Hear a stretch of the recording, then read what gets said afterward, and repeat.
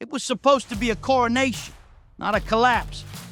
Shedeur Sanders, the electric quarterback out of Colorado and the son of NFL legend Deion "Primetime" Sanders, was once projected as a surefire top 10 pick in the 2025 NFL Draft. Cleveland Browns select Shedeur Sanders. Some scouts even whispered top 5. His arm strength, decision-making, and calm under pressure had the makings of a future face of a franchise. For much of the 2023 college season, Sanders looked like a future star. Yet when the commissioner read names off draft cards this weekend, Shedeur didn't hear his name early. He waited and waited. When the call finally came, it was in a round reserved not for stars, but for question marks. What went wrong? The fall of Shedeur Sanders is not simply a case of a player underperforming, nor is it a simple indictment of character. It's the story of how college football's new era, where NIL money flows like never before and players are brands before they're professionals, has dramatically shifted mindsets, expectations, and ultimately draft boards. Sanders' stunning drop is a collision between raw talent, unchecked hype, durability concerns, and the unintended consequences of the NIL age. Shedeur's ascent began with promise few could deny.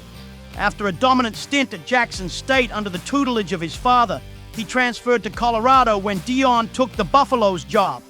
In his first few games in Boulder, Sanders put up gaudy numbers, showing precision, leadership, and a knack for the big moment. The early narrative was intoxicating. Shedeur wasn't just living up to his famous last name, he was carving his own path. He wasn't just a coach's kid benefiting from connections, he was the real deal. But as the season progressed and defenses adjusted, cracks began to form. Colorado's offensive line was porous, to put it kindly. Sanders absorbed a brutal number of hits, sacks, and pressures. His performance, while still impressive statistically, became increasingly inconsistent. More alarmingly for NFL evaluators, he struggled to protect himself, taking unnecessary hits that shortened his season and raised questions about his long-term durability. One of the first major red flags that teams quietly began to circulate was Sanders' health and play style. In the NFL, being tough isn't enough. You have to be available. Teams expect quarterbacks to not just make plays, but to survive and thrive under siege. Sanders' tendency to hold on to the ball too long, waiting for the big play rather than taking easy, shorter options, exposed him to excessive punishment.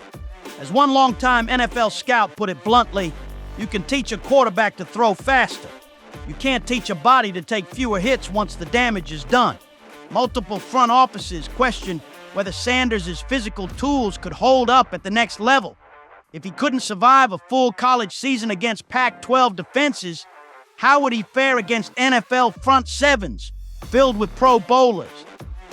Another issue that hovered over Sanders' draft profile was less tangible but just as critical: perception. Shedeur had become, for lack of a better word, a celebrity quarterback. Through his strong social media presence, lucrative NIL deals, high-end cars, luxury watches, and omnipresent branding, Sanders became not just a football player, but a symbol of college football's new wealth era. For some NFL decision-makers, this created unease.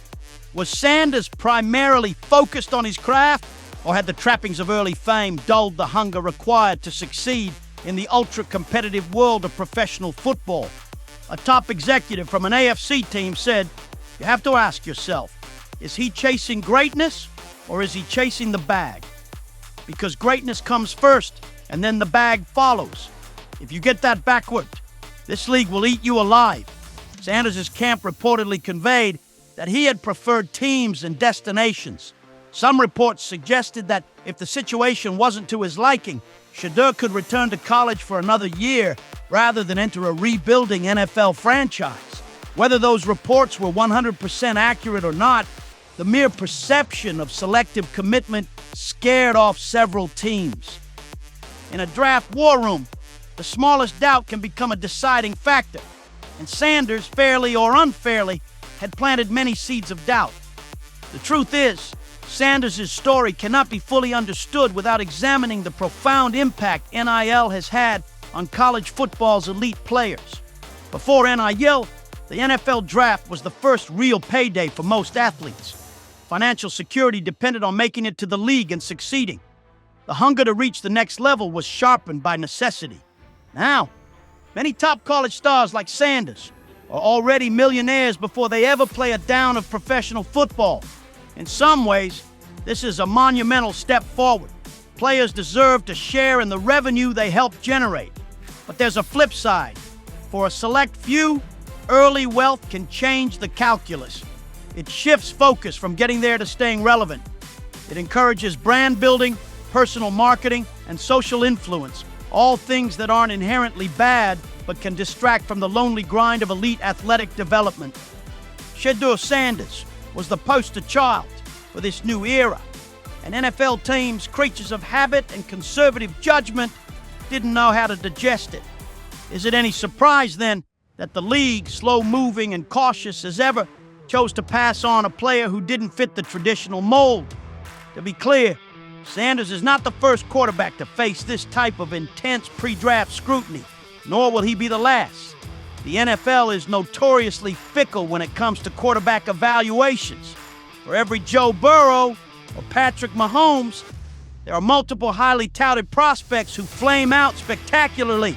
What separates those who succeed from those who fall short is often less about raw talent and more about the unseen qualities: resilience, humility, daily work habits, mental toughness. Teams saw Sanders' arm talent. They saw flashes of brilliance on tape, but in a draft room, when it came time to make a decision, too many questions remained unanswered.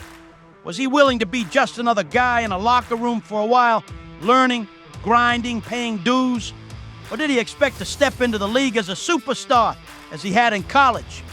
The uncertainty was enough to push him down draft boards, past quarterbacks with less talent but fewer perceived risks. Still, this is not the end for Shedeur Sanders, not by a long shot. He has the physical gift to thrive if he can adjust to the realities of professional football. He'll need to recalibrate, to shift his focus from building an image to building a career. He'll need to learn quickly that in the NFL, fame follows success, not the other way around. In some ways, falling in the draft could be the best thing that ever happened to him. It strips away the entitlement, the hype, the noise. It forces him to grind from the bottom up, just like every late-round pick fighting for a roster spot. If Sanders embraces that reality, he can still become the player so many once believed he would be. But if he clings to the trappings of his college celebrity, he'll find the NFL to be an unforgiving place. Because in this league, they don't care how many followers you have. They care if you can win.